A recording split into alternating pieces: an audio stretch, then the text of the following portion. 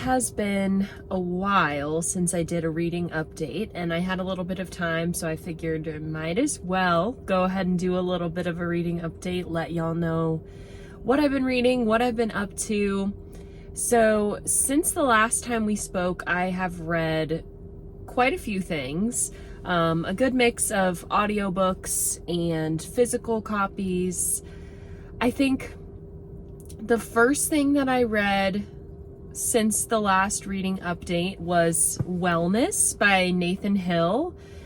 I really enjoyed this one. It's a literary fiction focused on a married couple, and it kind of jumps back and forth in time between kind of the early stages of their relationship to the later stages with a child, and how their marriage has developed and how they've changed as people.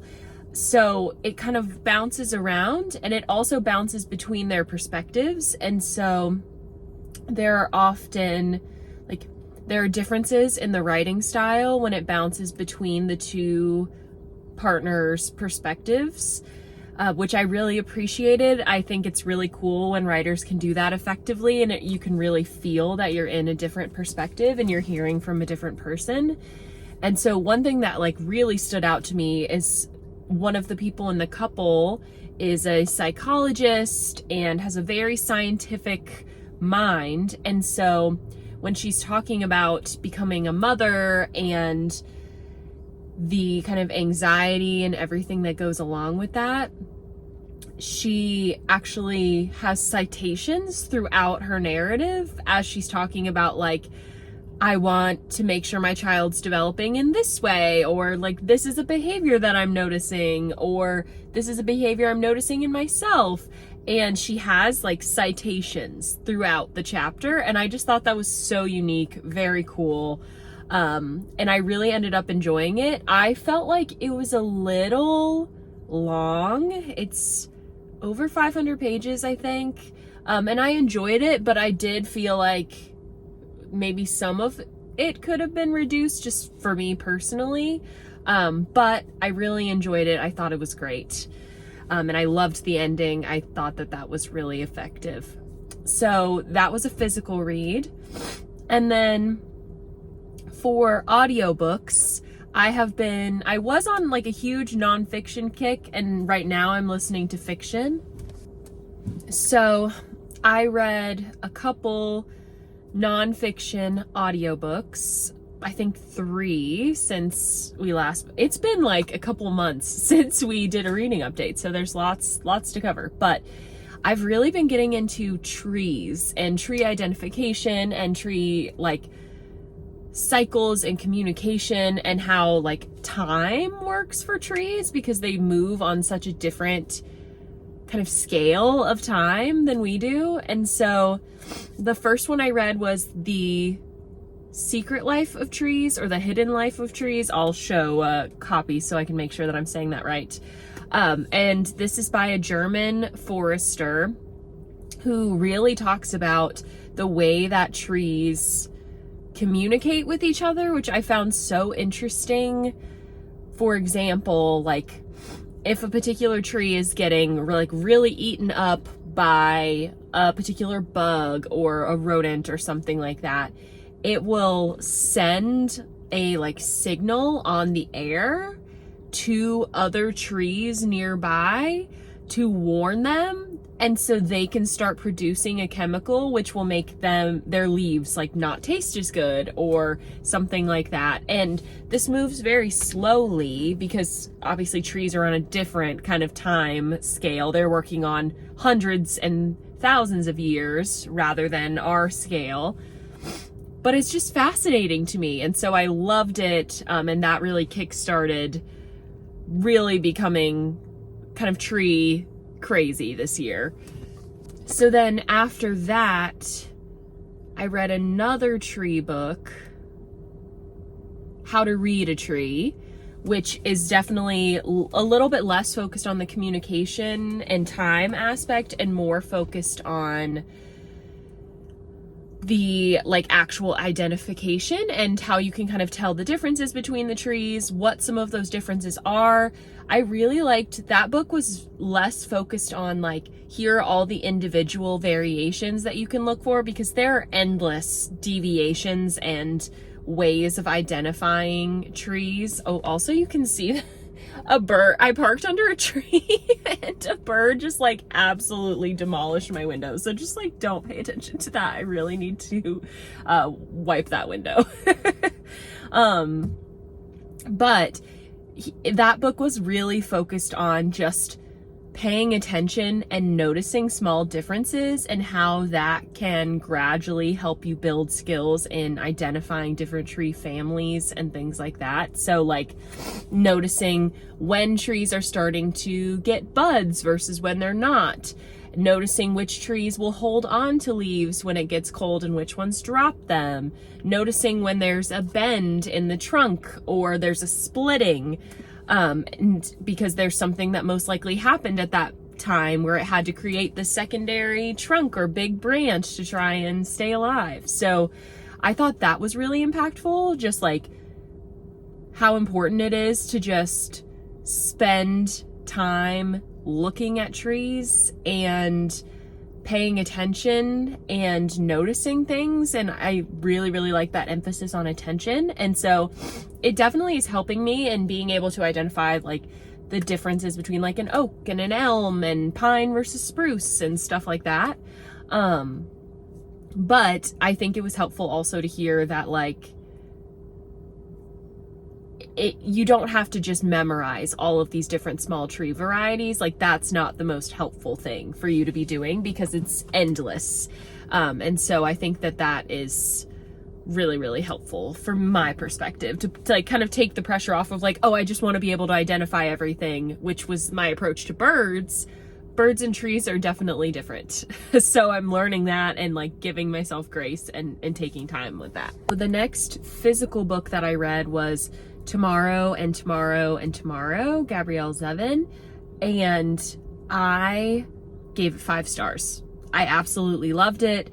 We're following 2 lifelong best friends who had sort of an unlikely origin story to their friendship, and something really foundational to their friendship are video games. They play a lot of games together, and then they eventually start creating games. And so you get to see the process of them creating those games together, what that creative process looks like, and just the way that it was written was absolutely beautiful. I cried. I just absolutely loved it. I thought the ending was beautiful too. Like, 5 stars. I absolutely loved it. Would recommend. I also love playing video games. Has been a part of my life the last few years, and I've absolutely loved it. And yeah, so I definitely would recommend Tomorrow and Tomorrow and Tomorrow.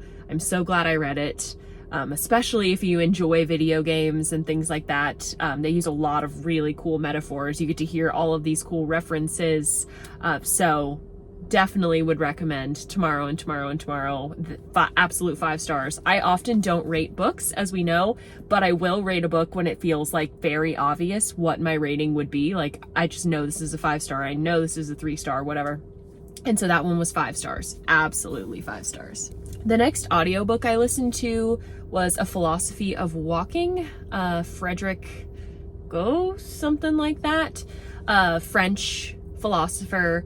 And this book was just really about like different thinkers, writers, philosophers throughout time, and how walking informed their different practices, how walking was a part of their life.